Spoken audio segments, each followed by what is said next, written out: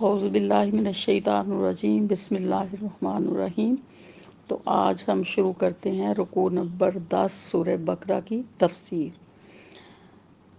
وَإِذْ أَخَذْنَا مِيثَاقَكَ بَنِي إِسْرَائِيلَ لَا تَعْبُدُونَ إِلَّا اللَّهَ، اور جب ہم بنی اسرائیل سے عہد لیا کہ تم اللہ کے سوا کسی کی بندگی نہ کرنا،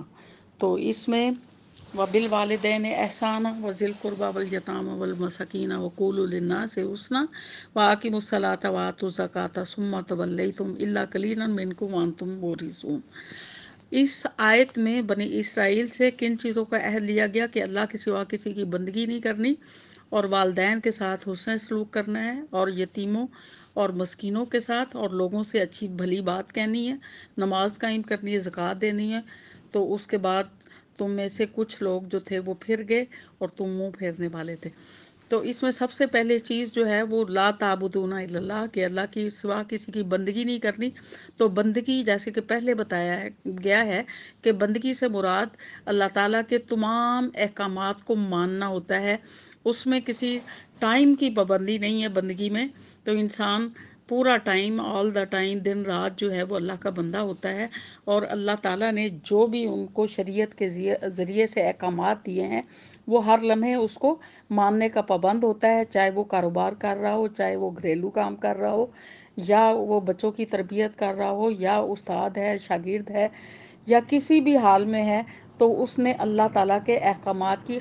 جو ہے وہ پابندی کرنی ہے۔ تو یہ بندگی میں آتا ہے کھانا پینا، سونا اٹھنا جاگنا، ہر لمحہ جو ہے وہ اللہ تعالیٰ کے احکامات کو پیش نظر رکھتے ہوئے وہ تمام کام سر انجام دینا جو ہے ان کو بندگی کہا جاتا ہے۔ اور دوسری چیز یہ بتائی گئی کہ وَبِالْوَالِدَيْنِ إِحْسَانًا، کہ والدین کے ساتھ حسن سلوک کرو۔ تو قرآن پاک میں جہاں جہاں اللہ تعالیٰ نے اپنی عبادت کا حکم دیا ہے، اس کے ساتھ ہی والدین کے ساتھ حسن سلوک کا جو ہے وہ حکم دیا ہے۔ تو کہیں بھی ایسا نہیں ہے کہ اللہ نے اپنی عبادت کے ساتھ والدین کا ذکر نہ کیا ہو۔ تو جس طرح سے اللہ تعالیٰ جو ہے وہ خالق ہے بندے کا اور پیدا کرنے والا ہے، تو اسی طرح سے والدین جو ہے وہ سبب بنتے ہیں ایک انسان کو دنیا میں لانے کا۔ تو اس لیے اللہ نے جہاں اپنی عبادت کا ذکر کیا وہاں ساتھ ہی والدین کے ساتھ حسن سلوک کا حکم دیا، اور اللہ تعالیٰ نے دعا بھی سکھائی کہ والدین کے ساتھ جو ہے وہ ان کے لیے دعا کرتے رہنا ہے اگر وہ زندہ ہیں، کہ رب ارحمہما کما ربیانی صغیرا، اور اگر وہ فوت ہو گئے ہیں تو ان کے لیے مغفرت کی دعا کرنی ہے۔ اور اس میں سے بھی والدہ کا حق جو ہے وہ 3 گنا زیادہ رکھا ہے والد سے، اور والد کی دعا جو ہے وہ اپنے اولاد کے حق میں کبھی بھی رد نہیں ہوتی۔ اتنا مطلب جو ہے کہ بچوں کو دعا کے لیے کسی ولی کی ضرورت نہیں ہوتی، والدین اس کے لیے ولی کا درجہ رکھتے ہیں، اگر ان سے وہ جو بھی دعا کروائیں وہ قبول ہوتی ہے۔ اور والدین کو دیکھنا جو ہے وہ حج مقبول کا جو ہے وہ ثواب ہوتا ہے۔ تو اس کے بعد یہی احکامات جو ہیں بنی اسرائیل کو دیے گئے، اور یہی احکامات جو ہیں شریعت محمدی میں دیے گئے ہیں۔ اگلی چیز ہے وَذِي الْقُرْبَى وَالْيَتَامَى وَالْمَسَاكِينَ، اور حسن سلوک کرنا ہے رشتہ داروں کے ساتھ، یتیموں کے ساتھ اور مسکینوں کے ساتھ۔ تو والدین کے بعد سب سے قریبی رشتہ چونکہ والدین کا ہوتا ہے، اس لیے والدین کا حق سب سے پہلے ہے۔ اس کے بعد رشتہ دار آ جاتے ہیں، رشتہ داروں کے ساتھ صلہ رحمی کا حکم دیا ہے۔ تو فرمایا اللہ تعالی حدیثوں میں پائے جاتے ہیں کہ اگر کوئی چاہتا ہے کہ میری عمر میں اضافہ ہو تو اسے چاہیے کہ صلہ رحمی کرے، اگر کوئی شخص یہ چاہتا ہو کہ اس کے رزق میں اضافہ ہو تو اسے چاہیے کہ رشتہ داروں کے ساتھ صلہ رحمی کرے۔ صلہ یہ رحم کا رشتہ جو ہے وہ عرش کے ساتھ لٹکا ہوا ہے، اور وہ اللہ سے پکار کر کہتا ہے کہ جس نے میرے ساتھ تعلق جوڑا ہے اللہ تعالیٰ، تو بھی اس کے ساتھ تعلق جوڑنا، اور جو میرے ساتھ تعلق توڑ لے اس کے ساتھ تو بھی تعلق توڑنا۔ تو اسی طرح سے پھر یتیموں کے حقوق بتائے گئے ہیں، شریعت محمدی میں بھی اس کے حقوق ہیں، اور بنی اسرائیل کو بھی انہی چیزوں کا حکم دیا، یتیموں کے ساتھ جو ہے حسن سلوک کرنا۔ تو ان کے مال کا قرآن پاک میں ہے کہ ان کے مال جو ہے وہ باطل طریقے سے نہ کھاؤ، تو جب یہ بڑے ہو جائیں تو پھر ان کے مال جو ہیں ان کے حوالے کر دیے جائیں۔ اور اسی طرح سے مساکین وہ لوگ ہوتے ہیں جو کہ کمانے کے اہل ہوتے ہیں لیکن ان کی انکم اتنی زیادہ نہیں ہوتی کہ وہ اس سے وہ اپنی ضروریات زندگی پورا کر سکیں، تو ان کے ساتھ بھی حسن سلوک کا حکم دیا گیا ہے کہ ہم جو بھی صدقہ اور خیرات کریں تو سب سے پہلے رشتہ داروں کا حق ہے، کیونکہ اس کا اجر جو ہے وہ دگنا، کوئی بھی صدقہ دینے کا اجر جو ہے ایک گنا ہے، اور اگر رشتہ داروں کو دیتے تو اس کا دگنا جو ہے وہ اجر بتایا گیا ہے، کیونکہ رشتہ داری کا سب سے پہلا حق آ جاتا ہے اور اس کے بعد میں بعد والے لوگ آتے ہیں۔ پھر اگلی بات جو ہے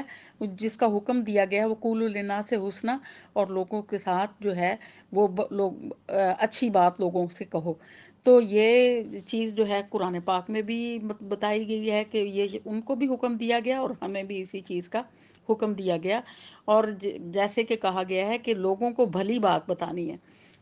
تو برائی جو ہے اس سے منع کرنا ہے، نیکی کا حکم دینا ہے،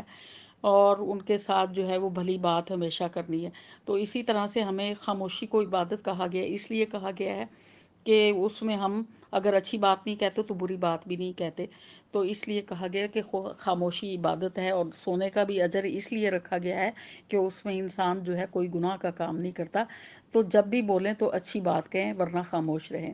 پھر اس کے بعد اگلی چیز واقیم الصلاۃ، نماز قائم کرو، جس طرح سے 700 بار قرآن پاک میں نماز کا حکم دیا گیا، تو یہ پچھلی امتوں کو بھی اس کا حکم دیا گیا تھا۔ وآتوا الزکوٰۃ، اور زکوٰۃ دو، تو اس کا بھی حکم جو ہے بنی اسرائیل کو بھی دیا گیا، اور شریعت محمدی میں بھی اس کا حکم دیا گیا، اور یہ مال پر 2.5% زکوٰۃ ہے۔ کسی مال پر جو ہے سال گزر جاتا ہے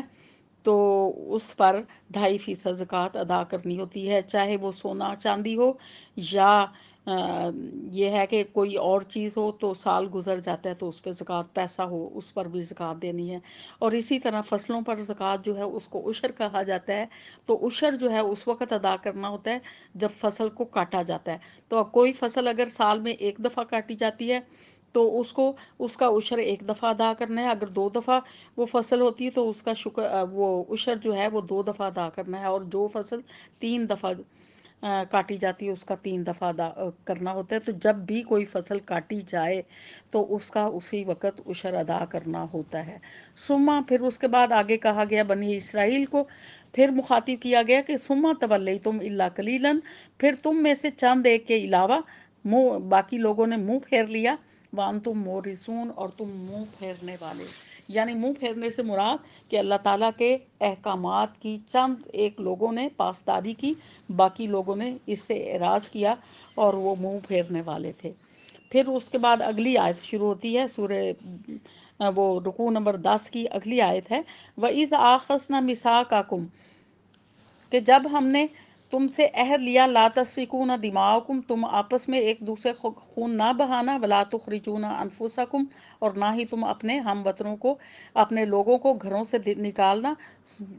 ثم اقررتم، پھر تم نے اقرار کیا، وانتم تشہدون، اور تم اس پر گواہ ہو۔ تو جس طرح سے انہوں نے احکام عشرہ کو یا تورات کو ماننے سے انکار کر دیا تھا، پہاڑ کو ان کے پر معلق کیا گیا تھا اور ان کو احکامات جو ہے وہ دیے گئے تھے، تو ان کو جو احکامات دیے گئے تھے ان میں سے یہ احکامات بھی تھے کہ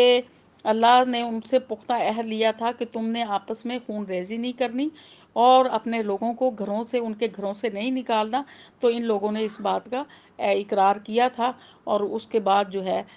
وہ ان چیزوں سے پھر گئے تھے۔ ثم انتم ہؤلاء تقتلون انفسکم، پھر تم وہ لوگ ہو جو کہ اپنے ہی لوگوں کو قتل کرتے ہو، تخرجون فریق منکم من دیارہم، تم میں سے ایک گروہ جو ہے وہ دوسرے لوگ کو ان کے گھروں سے نکالتا ہے۔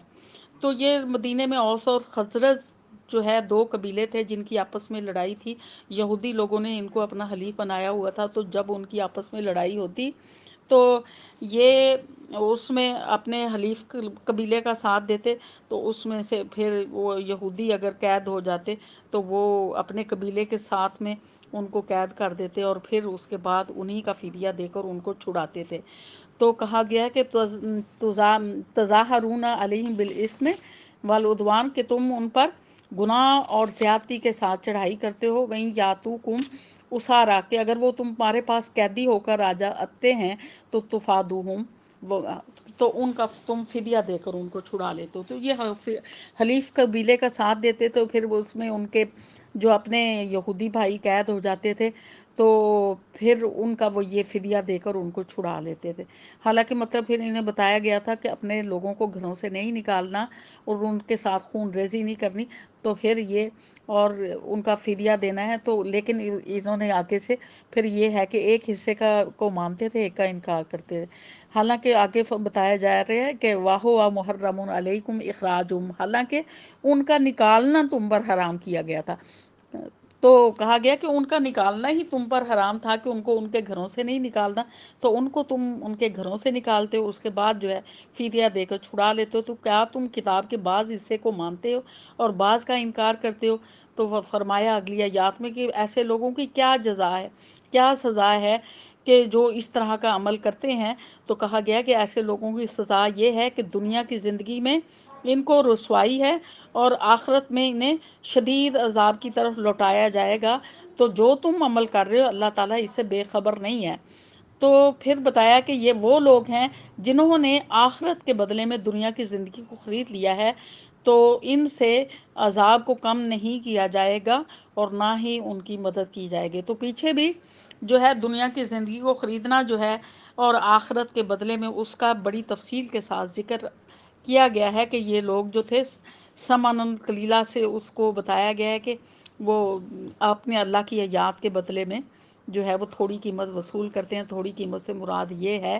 کہ دنیا کی تمام دولت بھی اس کے بدلے میں لے لیں تو وہ آخرت کے مقابلے میں سمن قلیلہ ہے۔ اس کو سمن قلیلہ اس لیے کیا گیا ہے کہ یہاں کی دولت جو ہے وہ آخرت کے مقابلے میں کچھ بھی نہیں ہے، کہ اگر اللہ کے نزدیک اس کی کوئی اہمیت ہوتی تو اللہ تعالیٰ جو ہے کافروں کو پانی کا ایک گھونٹ بھی نہ دیتا۔ تو اللہ کے نزدیک اس دنیا کی جو دولت ہے، مال و دولت، اس کی اہمیت جو ہے وہ مچھر کے پر کے برابر بھی نہیں ہے۔ تو اللہ تعالیٰ فرماتے ہیں سورہ زخرف میں کہ اللہ کے ہاں اگر یہ اندیشہ نہ ہوتا کہ سارے لوگ ایک ڈگر پر چل پڑیں گے تو میں جو کافروں کے گھر سونے اور چاندی اور ان کی سیڑھیاں اور ان کے بالا خانے جو ہیں سونے اور چاندی کے بنوا دیتا۔ تو اللہ کے نزدیک جو ہے اس دنیا کے مال کی کوئی اہمیت نہیں ہے، اس لیے کہ یہ فانی ہے اور یہ ختم ہو جانا ہے، اس لیے اس کو سمنن قلیلہ کہا گیا ہے اور آخرت کی زندگی ہمیشہ رہنے والی ہے۔ تو اللہ تعالیٰ فرماتے ہیں یہ وہ لوگ ہیں جنہوں نے آخرت کے بدلے میں دنیا کی زندگی کو خرید لیا ہے، دنیا کے ساز و سامان کو خرید لیا ہے اور آخرت کو پس پشت ڈال دیا ہے۔ تو کہا گیا ہے کہ ان سے عذاب کو ہلکا نہیں کیا جائے گا اور نہ ہی ان کی پھر کسی طرح سے مدد کی جائے گی، جس طرح سے پیچھے بھی ذکر ہے کہ ان سے نہ کوئی فدیہ لیا جائے گا، نہ ہی کسی طریقے سے ان کی مدد کی جائے گی۔ تو یہ جو ہیں وہ جہنم میں بھیج دیے جائیں گے اس وجہ سے کہ اپنے انبیاء کو قتل کرتے تھے، اور اس کے بعد جو ہے وہ کتابوں میں تحریف، کتاب جو ان کو دی گئی تھی اس کے احکامات ماننے کی بجائے اس میں تحریف کرتے تھے، تو ان کی کسی طریقے سے مدد نہیں کی جائے گی۔ وآخر دعوانا والحمد للہ رب العالمین۔